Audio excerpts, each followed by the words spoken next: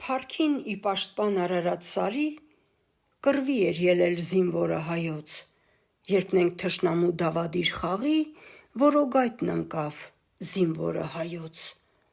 Հրաման տվեց սուլթանն անհոգի, որ ծունկի իջնի զինվորն իր առաջ և իր հաղթական ոտքերն համբուրի, վերջին խոսքն ասի մեռնելուց առաջ։ Սակայն հակառակ սուլթանի կամքին անհաղդողդ մնաց զինվորը հայոց, եռում էր սրտում որդանը կարմիր, աչքերից հորդում հրաբուխ ու բոց։ Այնժամ սուլթանը գոռաց կատաղի. «Բներից հանել աչքերը նրա, իր մասի սարն էլ դնել շալակին, բաց թողնել մինչև դժոխքը գնա»։ Քար կտրեց սուլթանն արյունից հարբած, զարմանքից ֆշաց ինչպես վիշապոց, երբ տեսավ մասի սարը շալակած,